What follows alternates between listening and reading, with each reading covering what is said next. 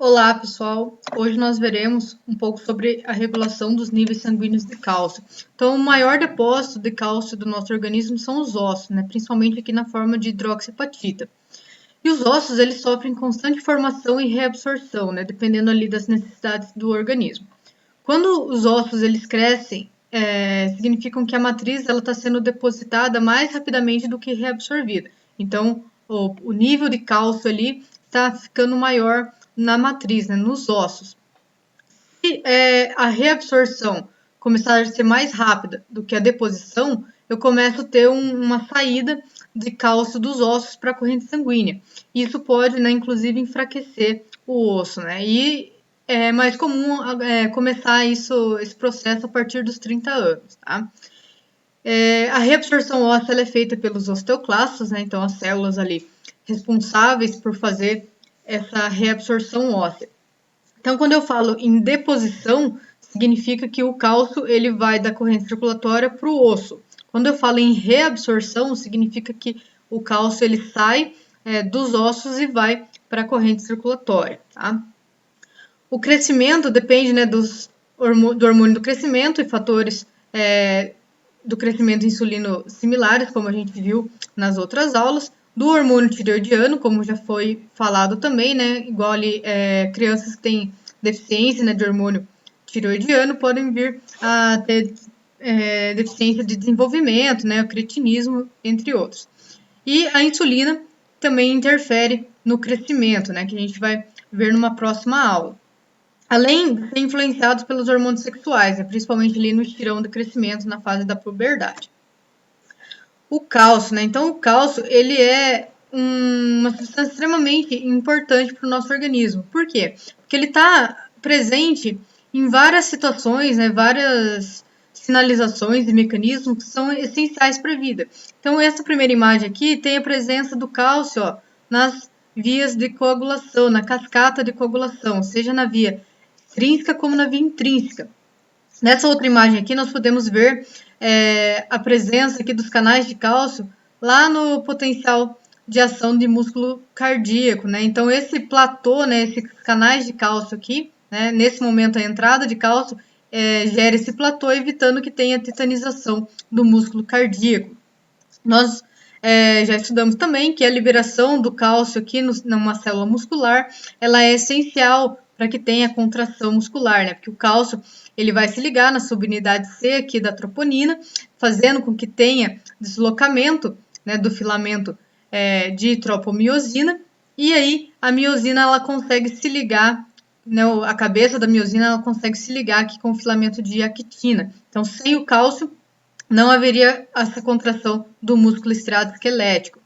E essa outra imagem aqui, né, um pouco mais recente, mostrando a sinalização, né, a importância aqui da sinalização do cálcio para as vesículas sinápticas liberarem os neurotransmissores aqui na fenda sináptica. Esses são exemplos, né, mas tem outras funções ainda desempenhadas por esse íon.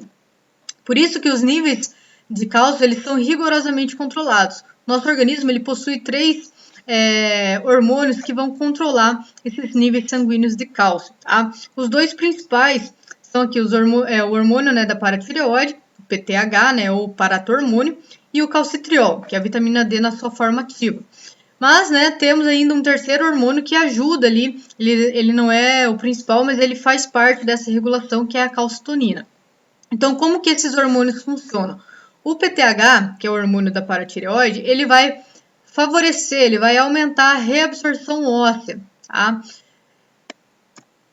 Aumentar também a reabsorção renal de cálcio, consequentemente vai aumentar os níveis de cálcio no sangue, né? Níveis plasmáticos de cálcio estará aumentado. E o paratormônio, ele também favorece aqui a produção do calcitriol, que é o segundo hormônio que a gente vai comentar. O calcitriol, ele também é chamado, né, o nome dele ali, é 1,5 dihidroxicolecalciferol, que é a vitamina D na sua forma ativa. Qual a função desse calcitriol? Aumentar a absorção intestinal e a reabsorção renal de cálcio. Então, o calcitriol ele também vai ajudar a mobilizar o cálcio para fora do osso, né? No caso ali, para a corrente circulatória. por conta da absorção intestinal e absorção renal. Então, esses dois primeiros hormônios aqui, eles favorecem o quê? O aumento de cálcio na corrente circulatória. Já a calcitonina é um hormônio que a gente viu brevemente lá na aula sobre tireoide. Ela é produzida pelas células parafoliculares, lá, as células C da tireoide. E como função, a calcitonina tem que ela diminui a atividade dos osteoclastos. Tá? Então, se diminui a atividade dos osteoclastos, vai ter diminuição da reabsorção óssea. Consequentemente, eu vou aumentar a deposição óssea. Tá? Então, o cálcio ele vai ficar mais nos ossos do que na corrente circulatória. Então, esse é o papel da calcitonina. Pegar, quando tem muito cálcio na corrente circulatória, ela leva para fazer deposição óssea. Além disso, a calcitonina aumenta a excreção renal de cálcio, tá? Porque se tem muito cálcio no sangue, ela vai fazer a deposição óssea e outra parte do cálcio vai ser excretado pela urina. Consequentemente, os níveis plasmáticos de cálcio ali ficarão diminuídos. As glândulas da paratireoide, né? Então, temos 4 glândulas paratireoides, elas ficam ali atrás da tireoide, né? São pequenas, em formato esférico. As células principais dessas glândulas paratireoides, elas produzem o paratormônio, né? O PTH, que a gente comentou brevemente. O PTH, ele faz aqui a regulação de cálcio, magnésio e fosfato, né? Mas nós vamos focar principalmente na parte de cálcio. Como que ele regula, né, essa questão dos níveis de cálcio? O PTH ele aumenta tanto a quantidade como a atividade dos osteoclastos. Então, se o osteoclasto é a célula que faz reabsorção óssea e o PTH ele aumenta essas células, né, aumenta a atividade dessas células, então o PTH ele aumenta a reabsorção óssea, tá? Significa o quê? Que o PTH ele vai pegar o cálcio dos ossos e vai levar para o sangue. Além disso, o PTH ele auxilia na formação do calcitriol, né, que é a vitamina D ativa.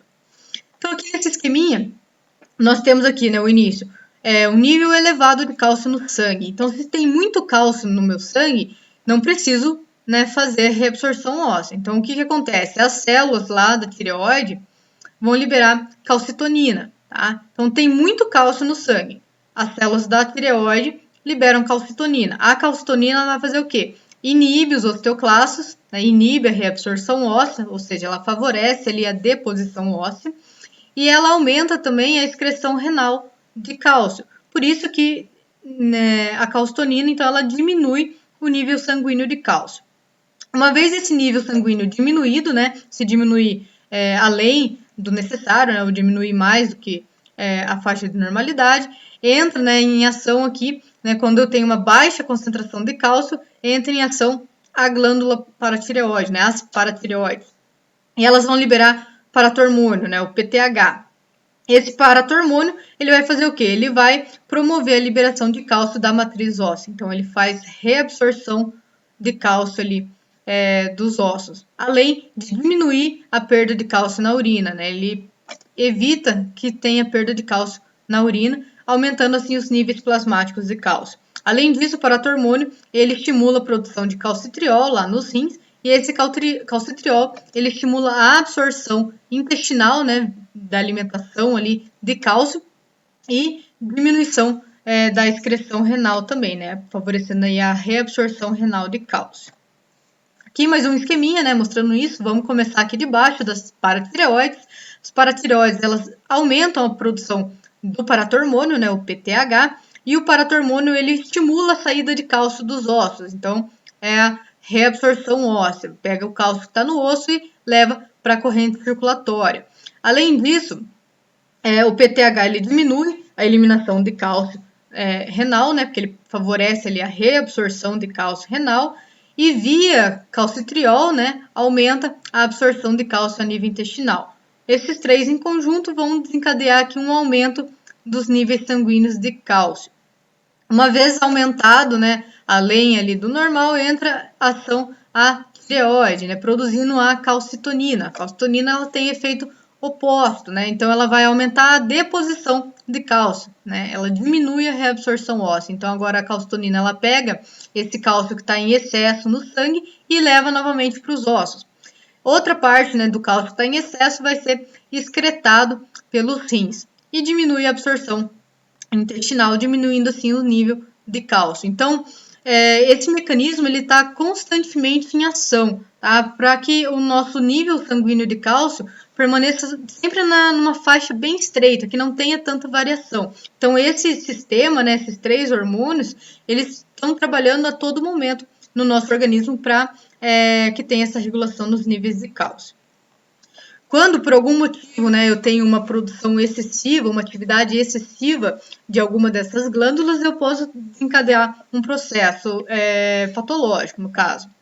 Por exemplo, se a atividade excessiva, né, da glândula paratireoide, ela vai provocar uma rápida absorção de cálcio dos ossos, né, podendo levar ali a um quadro de hipercalcemia, grande quantidade de cálcio no sangue. Já num caso de hipofunção, né, uma função diminuída, as glândulas da paratireoide gerariam ali uma hipocalcemia, uma quantidade baixa, uma concentração baixa de cálcio no sangue. Além desses 3 principais hormônios que nós discutimos, tem outros hormônios que estão relacionados também com essa regulação dos níveis de cálcio. Um deles aqui são os glicocorticoides. Então, os glicocorticoides, eles favorecem, né, eles aumentam a reabsorção óssea também, tá? Aumenta a perda renal de cálcio, reduz a absorção intestinal e, consequentemente, se está aumentando a reabsorção óssea, ou seja, está tirando cálcio do osso e colocando na corrente circulatória. E está aumentando a perda renal de cálcio, ou seja, está excretando cálcio, mandando cálcio embora pela urina. O que vai acontecer? Os nossos ossos vão ficar com pouco cálcio. Eu posso ter aqui um maior risco de osteoporose.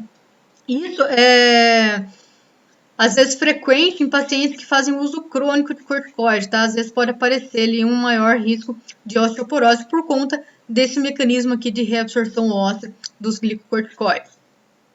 Outro hormônio ali que participa dessa regulação é o estradiol, né? O estradiol ele aumenta a absorção intestinal de cálcio. E o estrógeno. O estrógeno, ele aumenta a sobrevida dos osteoblastos, tá? Os osteoblastos são as células, digamos assim, que vão regenerar os ossos. Enquanto que os osteoclastos, eles fazem a reabsorção óssea, tá? Eles tiram o cálcio do osso. E o osteoblasto serve para manutenção do osso. Então, ele vai depositar cálcio ali. O estrógeno, ele aumenta a sobrevida do osteoblasto e estimula a apoptose dos osteoclastos, ou seja, ele estimula a morte celular dos osteoclastos. Consequentemente, qual que é a relação ali do estrógeno? Ele vai diminuir a reabsorção óssea porque ele vai causar morte dos osteoclastos, tá? Só que na mulher, né, numa situação ali pós-menopausa, quando tem uma queda bastante acentuada na produção de estrógeno, se caiu o estrógeno, não vai ter mais o estímulo à apoptose dos osteoclastos, vai aumentar o nível de osteoclasto.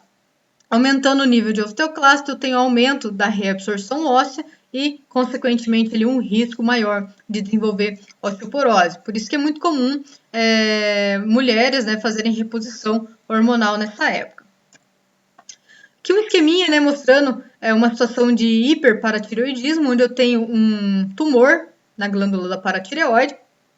Percebam que as outras 3 aqui, elas estão pequenininhas, né? Um tamanho normal. E essa aqui, ela está bastante aumentada por conta desse tumor, né? Um adenoma da paratireoide. Isso pode levar a osteoporose, o osso fica mais fraco, pode ter fraturas, pode levar também a depressão, convulsões, desenvolvimento de cálculos biliares, lesão renal, entre outras características. A vitamina D, né? A vitamina D a gente comentou brevemente no início da aula. Ela é, então, obtida da alimentação ou sintetizada na pele, né, por ação da luz solar. Mas a luz solar, ela estimula a produção, só que ela restringe ali a superprodução. Então, não vai ter uma produção exagerada de vitamina D na sua forma ativa, né? Então, a vitamina D, né, depois que ela é ativada, ela recebe esse nome, né? Ou vitamina D na sua forma ativa, ou calcitriol, ou ainda 1,25 de hidroxicolecalciferol. Tá? Essa é a vitamina D depois da sua ativação. E quais são os efeitos? Aumentar a absorção intestinal de cálcio, tá? Além de aumentar a reabsorção de cálcio do osso e também dos rins, aumentando as concentrações plasmáticas de cálcio. Então, aqui no esqueminha, né, a gente tem a provitamina D, que vai ser ali fixada, né, na pele por conta da ação da luz solar, né, ser transformada ali, né, em colecalciferol. Aí tanto, né, o colecalciferol como outras vitaminas D, outras fontes de vitamina D da dieta vão cair na corrente circulatória e vão até o fígado. Lá no fígado, eles vão sofrer a primeira hidroxilação. Depois, esse composto formado ele continua na corrente circulatória até passar pelos rins, onde sofrerá a ação da 1-alfa-hidroxilase, que é quem vai fazer a segunda hidroxilação. E aí de fato, a ativação da vitamina D. Então, o que a gente consome na dieta como vitamina D não é a vitamina D na sua forma ativa, ela precisa passar por essas duas hidroxilações, tá? E aí aqui sim, né, um outro nome ainda, 1,25 de hidroxivitamina D, né, é o calcitriol, tá? A vitamina D na sua forma ativa. Aqui só, né, recapitulando, né, as funções, né, as atribuições, então aumenta a reabsorção óssea, aumenta a absorção de cálcio intestinal e aumenta a reabsorção de cálcio renal, fazendo com que aumente as concentrações plasmáticas de cálcio também. Com isso, né, quando tem esses efeitos, a síntese de PTH ela vai ter uma queda, né, porque daí eu não preciso mais produzir PTH para ter as mesmas ações aqui. Então, eu já tenho o aumento da concentração plasmática de cálcio, começa a diminuir a síntese de PTH. As glândulas adrenais ou suprarrenais, então elas recebem esse nome porque elas estão localizadas acima do rim, tá? Então as glândulas suprarrenais, acima dos rins. E essa glândula é bastante interessante, que a gente tem a produção de vários hormônios numa glândula só. Então aqui nesse desenho a gente tem a glândula suprarrenal, tá? Mostrando essa porção aqui é referente ao córtex da glândula adrenal, e o meio ali, a posição ali mais interna, é referente à medula da glândula suprarrenal. O córtex, ele está sob estímulo, né, controle ali do eixo hipotálamo-hipófise.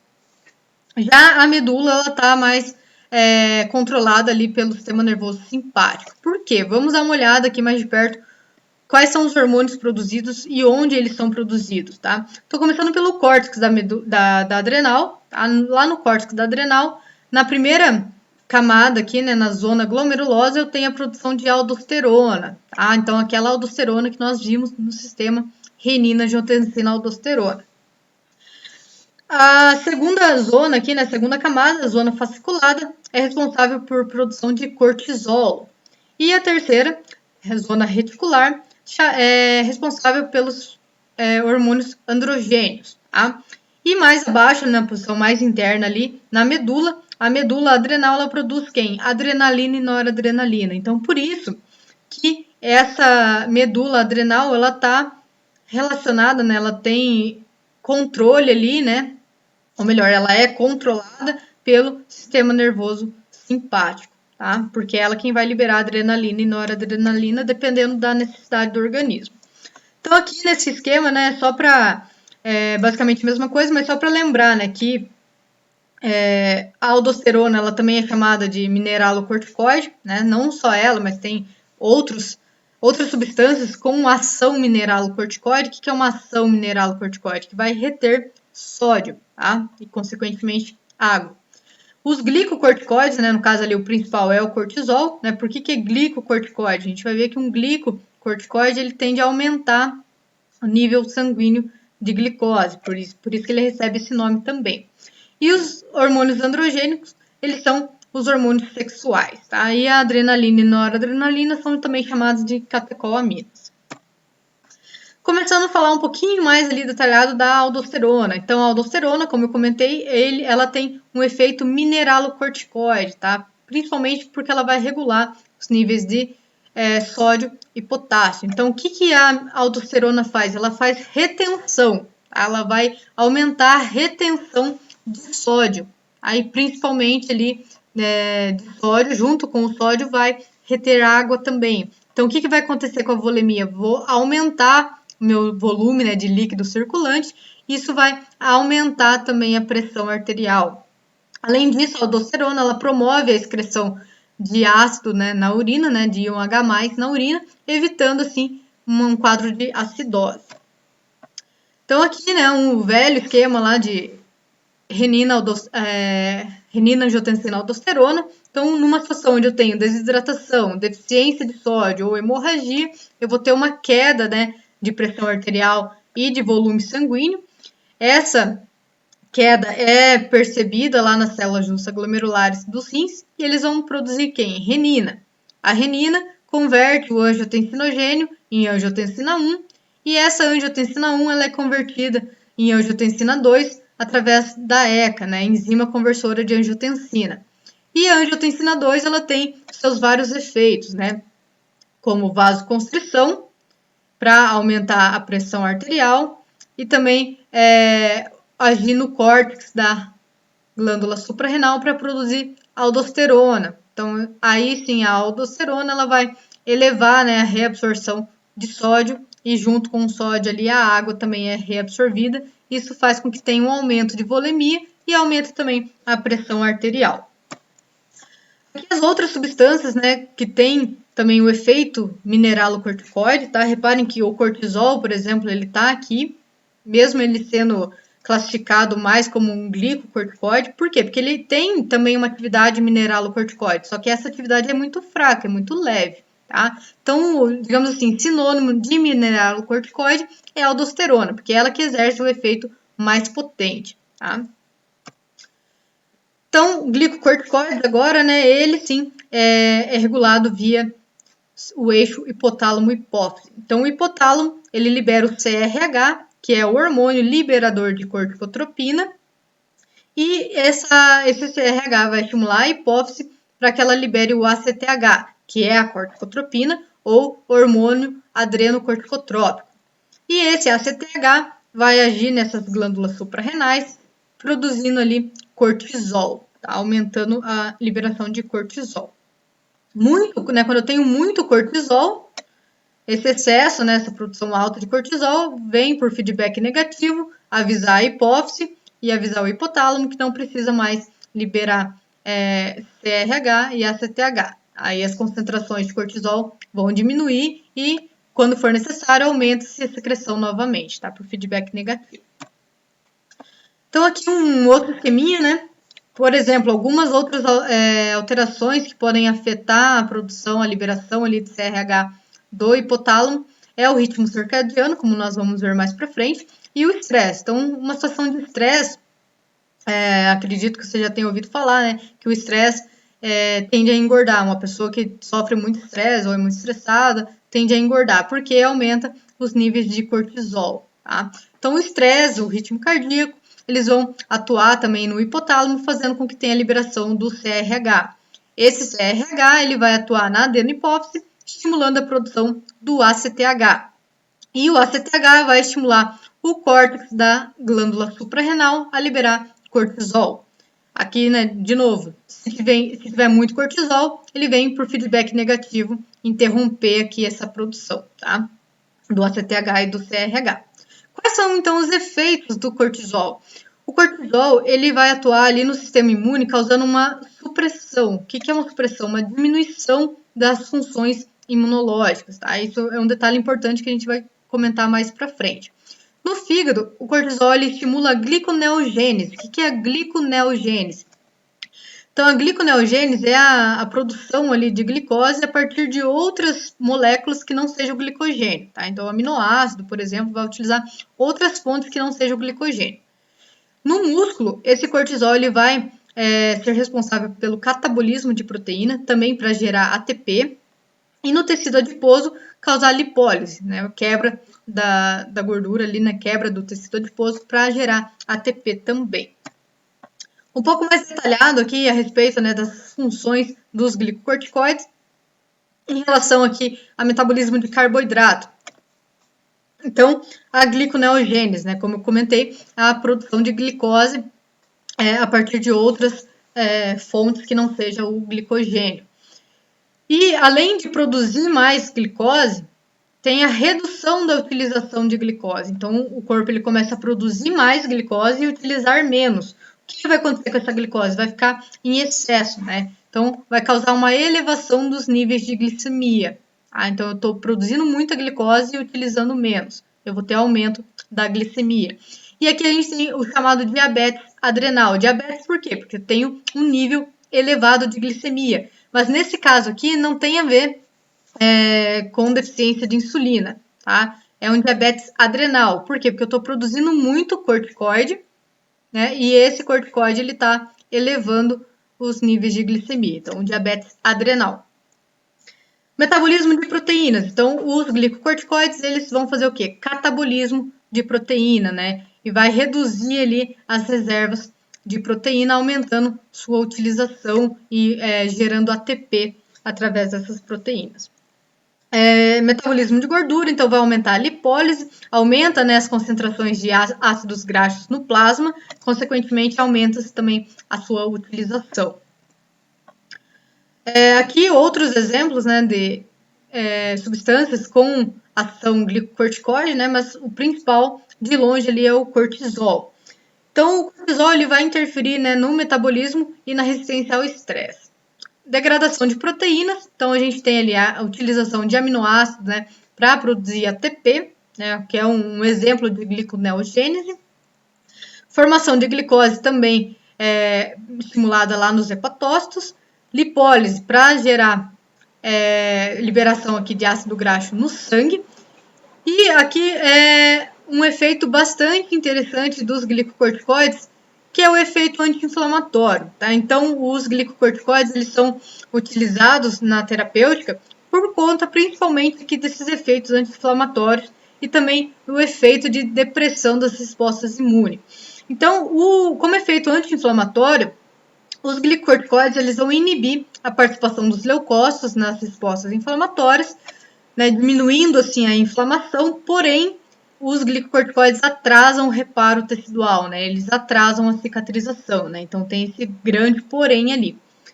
E em relação à depressão das respostas imunes, né? A gente tem que em doses elevadas, né? Geralmente utilizados para esse fim, eles são prescritos para pacientes que receberam órgãos transplantados, por exemplo, tá? Que tem uma chance de ter uma rejeição, né, do sistema imunológico. Então, esse paciente ele é suprimido, né? O sistema imunológico desse paciente é suprimido com altas doses de glicocorticoide para que o corpo ali não rejeite aquele órgão que foi transplantado. Ou ainda, em caso de doença autoimune, por exemplo, doença de Crohn. Então, como é uma doença autoimune, se eu administrar um medicamento que diminui, né, a questão ali das respostas imunes, consequentemente eu vou ter uma diminuição nos efeitos dessa doença. Um pouquinho mais aqui sobre inflamação, né? O que vem a ser uma inflamação?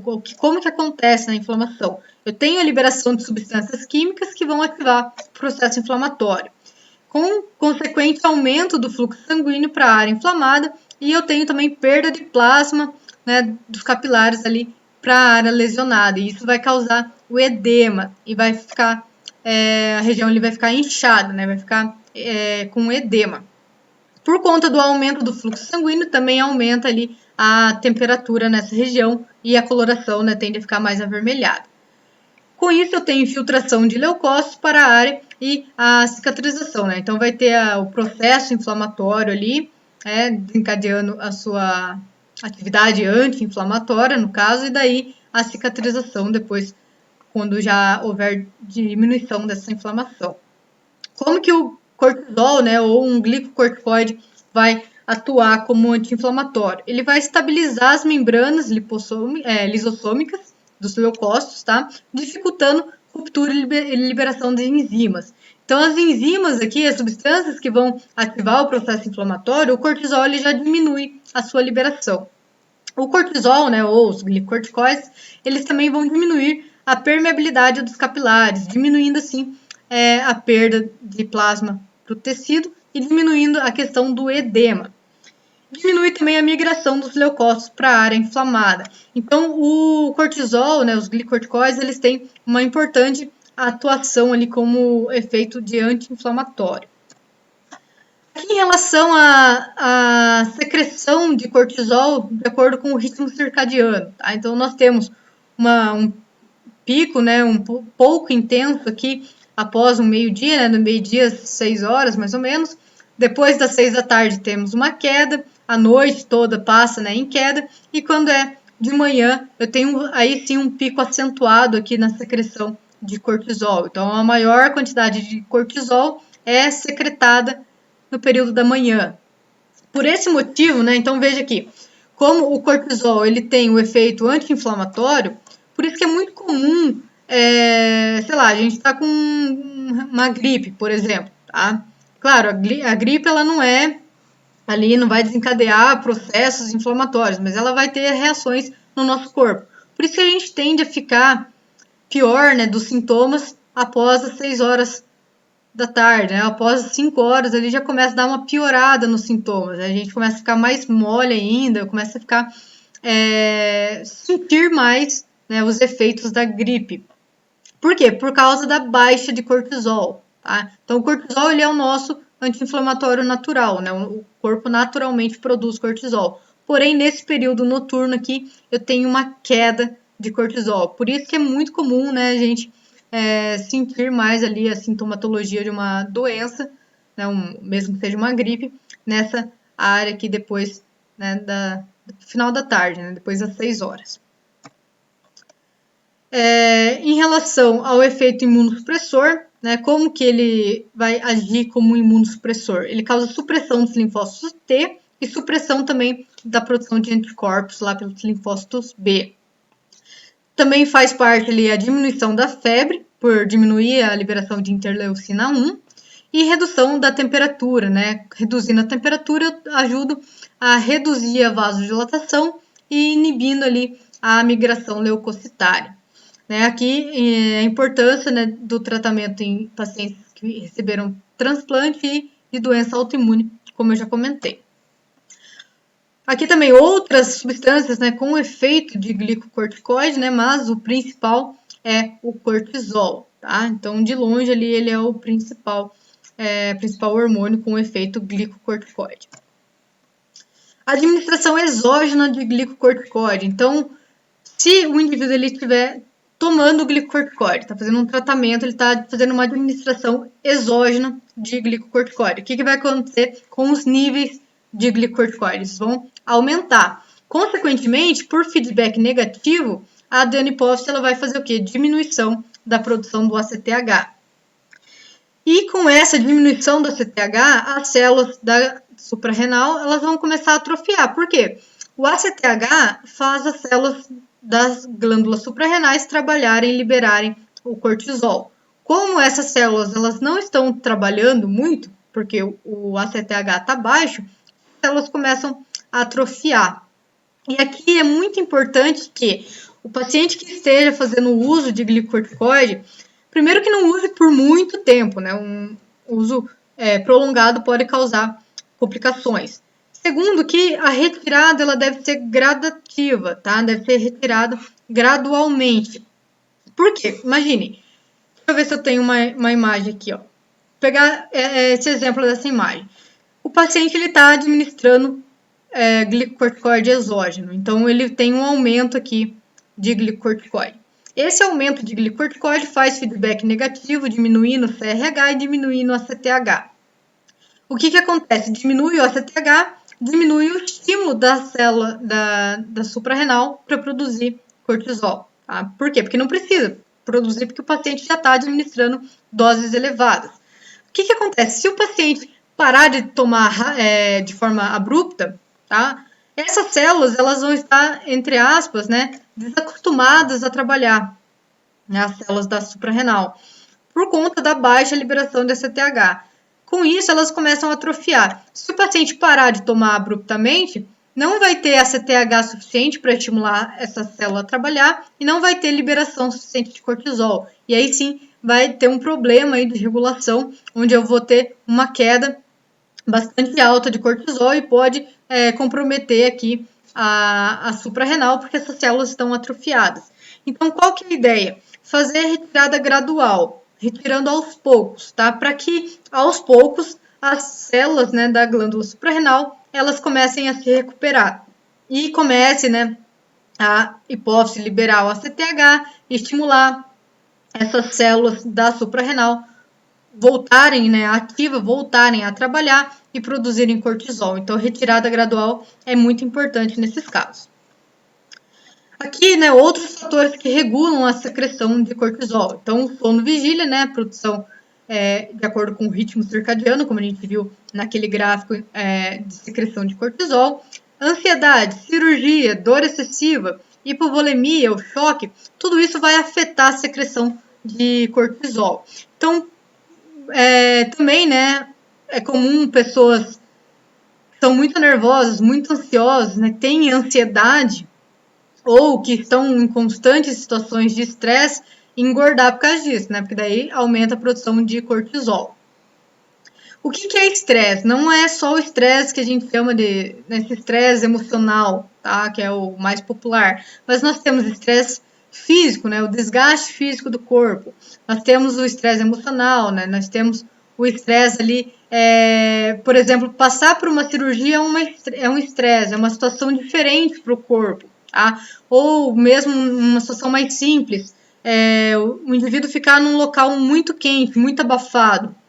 Isso ele pode começar a se sentir mal ali e gerar um estresse, causar uma irritação por conta desse ambiente desfavorável, tá? Então, todos esses fatores, eles vão fazer o quê? Eles vão estimular o aumento da liberação de CRH, que vai também estimular o aumento da liberação do ACTH e o aumento da liberação do cortisol de 15 a 20 vezes, tá? Então, é um aumento bastante considerável por conta desses outros fatores também.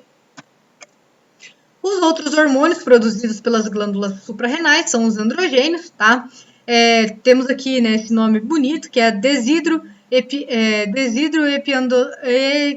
desidroepiandrosterona, tá? Que é o DEA. E daí, esse DHEA, ele tem um efeito, né, mais pronunciado nas mulheres, que eles são convertidos em estrogênio, né? Principalmente aí questão de hormônio feminino. E eles vão estimular o crescimento de pelos nas axilas e nas regiões pubianas aqui, tanto de meninos como de meninas, tá? E contribuem para o estirão de crescimento na puberdade. Após a menopausa, né, quando a secreção ovariana de estrogênio cessa, todos os estrogênios femininos são provenientes dessa conversão dos androgênios produzidos lá nas suprarrenais. Então, é importante também esses hormônios. E as catecolaminas, né? As catecolaminas ali são produzidas na medula adrenal, então aqui é diferente, tá? Todos os outros que a gente viu eram produzidos no córtex. As catecolaminas são produzidas na medula da glândula suprarrenal, lá pelas células cromafins. E elas estão sob a ação ali do sistema nervoso simpático, tá? Quando tem uma liberação de adrenalina e noradrenalina, elas vão ter o efeito do sistema nervoso simpático, né? Se ligando ali a receptores alfa e beta adrenérgicos. Então, aqui alguns dos possíveis efeitos, né, dessas catecolaminas, né? Uma estimulação adrenérgica ali no caso. Quando essas adrenalina ou noradrenalina se ligam nos receptores beta 1, lá no coração, vai causar o quê? Aumento do efeito cronotrópico e ionotrópico. Então, o que isso significa? Efeito cronotrópico aumentado, né? Efeito cronotrópico positivo é o que? Aumento da frequência cardíaca, da frequência de contração. E efeito ionotrópico aumentado, né? Ou ionotrópico positivo é o aumento da força de contração.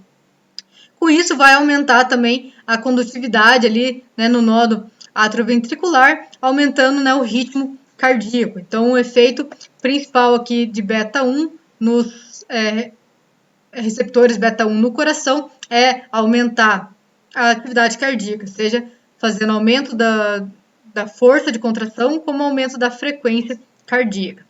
E lá nas células justaglomerulares, lá nos rins, eles vão aumentar a liberação de renina, tá? E desencadear todo aquele esquema do renina-angiotensina-aldosterona.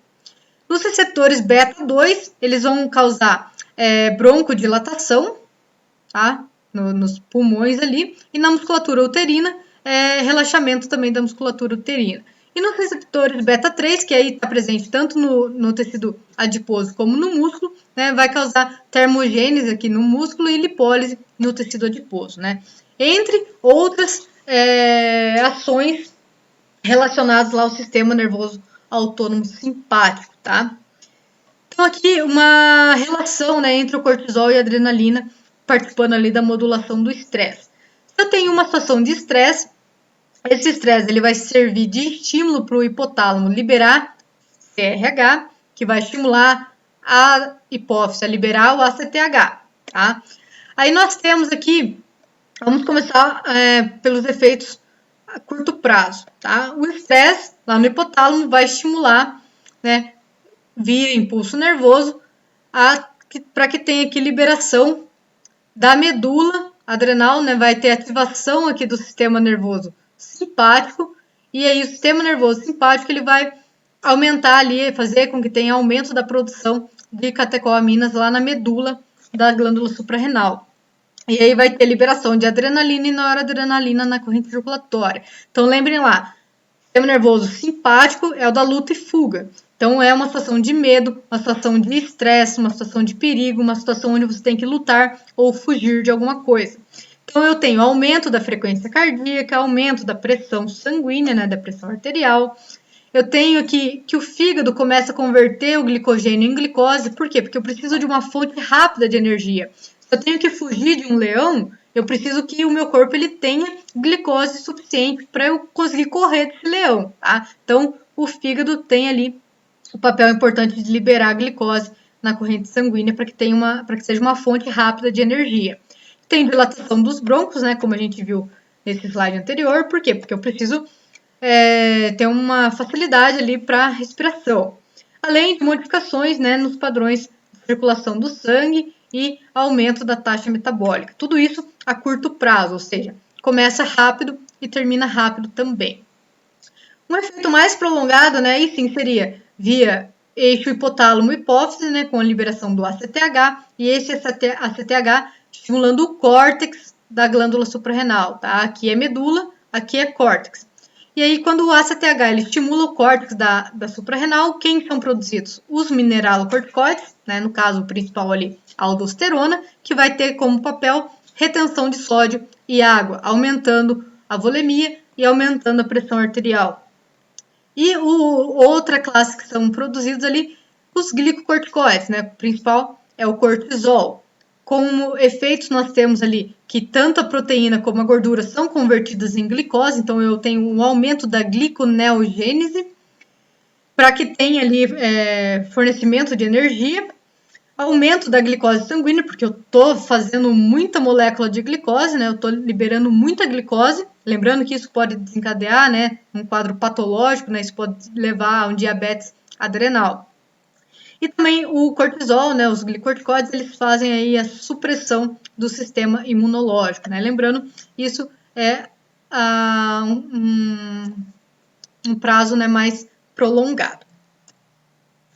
Quando eu tenho uma patologia, uma deficiência nessa glândula da adrenal, o que pode acontecer? Um deles aqui, né, a primeira que a gente vai comentar, é o feocromocitoma. Então, o feocromocitoma, ele é o quê? É um tumor nas glândulas adrenais, tá? Um tumor secretor de catecolaminas. Então, aqui mostrando uma célula, duas, né, glândulas adrenais saudáveis, e aqui, né, essa daqui está saudável, porém essa ela está aumentada, né, tem a presença de um tumor secretor de catecolamina. Tá? Então, se o tumor é secretor de catecolamina, o que vai acontecer com a liberação de adrenalina e noradrenalina? Vai aumentar. E aí, quais são os efeitos? Né, todos os efeitos potencializados ali de adrenalina e noradrenalina. Então, posso ter dor de cabeça, posso ter aqui elevação da pressão arterial, dores, tremores, sudorese, tá? Então, tudo isso está relacionado com a estimulação adrenérgica, né, por conta do feocromocitoma, que é esse tumor que vai estimular a produção de catecolaminas. Outra doença relacionada aqui com glândulas suprarrenais é a síndrome de Cushing. Essa síndrome de Cushing, ela é caracterizada pelo hipercortisolismo, tá? Então, ou seja, eu tenho grande quantidade, né, grande concentração de cortisol. Então, o aumento de cortisol é o que caracteriza essa síndrome de Cushing. E aí tem umas características, né, como que eu posso dizer, não exclusivas, mas assim, características dessa doença, né, da síndrome de Cushing. Uma delas é aqui, ó, face em lua cheia. Então, o rosto da pessoa tende a ficar mais redondo e avermelhado, tá? Eu tenho hiperglicemia. Por que eu tenho hiperglicemia? Porque eu tenho aumento de cortisol. Cortisol, ele faz o quê? Aumenta a gliconeogênese, aumenta a liberação de glicose na corrente sanguínea. Então, eu posso ter hiperglicemia. Além disso, eu tenho fraqueza muscular. Por que tem fraqueza muscular? Porque o cortisol ele favorece o catabolismo de proteínas. Então, ele pode degradar ali proteínas, quebrar proteínas para que os aminoácidos sejam utilizados ali para a produção de glicose e ATP. Baixa imunidade. Por que da baixa imunidade? Porque o cortisol ele é o que? Um imunossupressor. Ele vai suprimir as funções do sistema imunológico. Então, se o cortisol está alto, o indivíduo ele fica com baixa imunidade. Aqui também é interessante comentar o indivíduo, a relação ali entre estresse e baixa imunidade, por exemplo. Então, é muito comum, né, pessoas, às vezes, um de vocês podem passar por isso. Sei lá, uma pessoa está numa semana estressante, está com um parente doente, está com um problema em casa, está numa semana de prova do cão, está numa semana difícil, tá? Uma semana estressante no trabalho, em casa, vida pessoal, não interessa. Uma semana complicada. O que acontece? O estresse, né, dessa semana, ele vai fazer o quê? Aumentar a liberação de cortisol, tá? E aí esse cortisol, ele vai baixar a imunidade. Por isso que após, né, ou durante esse período de estresse, ou logo após esse período de estresse, é muito comum aparecer a pessoa gripada, né, ou mesmo resfriada ali, com herpes labial, com outras espinhas, tá? Por quê? Por causa da baixa imunidade, tá? Então, o estresse, ele aumenta o cortisol, que diminui a imunidade. Então, por isso que é muito comum, depois de uma semana de estresse, o indivíduo, ele fica mais suscetível a essas situações, né? Como, por exemplo, pegar uma gripe ou desenvolver ali, estourar, né, a herpes labial de novo. Gordura abdominal, né? Voltando aqui, né? Foi só um parênteses ali que eu tinha esquecido de comentar a respeito da baixa imunidade, né? Vamos voltar agora para a síndrome de Cushing. Outra característica aqui é a gordura abdominal, tá? Então, a presença aqui dessa gordura abdominal é principalmente porque eu tô liberando mais ácidos graxos na corrente circulatória e, eventualmente, eles vão começar a acumular. Aí nós temos aqui pele fina, estrias violáceas, né? Que são estrias roxinhas, né, rosinhas ali, e também osteoporose, tá? Por conta que o cortisol ele aumenta a reabsorção óssea, então níveis altíssimos de cortisol vão favorecer ainda mais a reabsorção óssea e pode levar o indivíduo a ter um quadro ali de osteoporose. Então aqui, ó, mostrando essas estrias, né, bem rosinhas, roxinhas, né, estrias avermelhadas, a face em lua cheia aqui e o rosto avermelhado também, tá? Tumores na suprarrenal ou na hipófise vão desencadear síndrome de Cushing. Por quê? Um tumor na glândula suprarrenal vai estimular, lá no córtex, né, da suprarrenal, vai estimular a liberação de cortisol. E um tumor na hipófise vai estimular a liberação de ACTH. Então, das duas formas ali, eu vou ter aumento de cortisol. Ou ainda aqui, ó, administração prolongada, né, ou em doses muito altas de cortisol. Nesse caso, eu tenho o hipercortisolismo iatrogênico, tá? Vamos para o esquema aqui que fica mais fácil. Vamos começar quando eu tenho um tumor na hipófise, ok? Reparem que essas flechas aqui, para indicar estímulo e inibição, elas estão onde eu tenho uma flecha mais grossa ali, um desenho mais uma faixa mais grossa aqui significa em relação à intensidade, tá? E essa faixinha, essa setinha mais fina significa baixa intensidade, tá? Só pra gente começar. Então agora eu tenho um tumor na hipófise. Então aqui a minha hipófise ela tá doente, ela tem um tumor. Esse tumor, né? No caso ali estamos falando de córtex, da glândula suprarrenal aqui, tá? Então, o tumor da hipófise vai liberar o ACTH em grande quantidade, reparem aqui que está espessa essa flecha. Então, o ACTH liberado em grande quantidade por conta de ter um tumor, ele vai estimular bastante aqui o córtex da adrenal. E esse estímulo via ACTH vai aumentar a produção de cortisol. Então, agora eu tenho muito cortisol. O que esse cortisol faz? Ele vai avisar por feedback negativo tanto o hipotálamo como a hipófise, que não precisa ficar liberando muito CRH e ACTH, porque já tem muito cortisol. Então, ele avisa, o hipotálamo entende esse aviso e libera pouca quantidade de CRH, né? Então, a flechinha aqui, ó, uma pouca intensidade, tá? O hipotálamo diminuiu a liberação de CRH. Para quê? Porque a hipófise diminua também a liberação do ACTH. Só que o que acontece? A hipófise é como se ela não escutasse o CRH e o cortisol falando para ela diminuir a liberação do ACTH. Por quê? Porque ela está doente, ela tem um tumor. Tá? Então, por conta desse tumor, continua sendo produzido muito ACTH, que vai produzir muito cortisol. Aí isso pode levar aí a uma situação de hipercortisolismo, né? Desenvolver a síndrome de Cushing.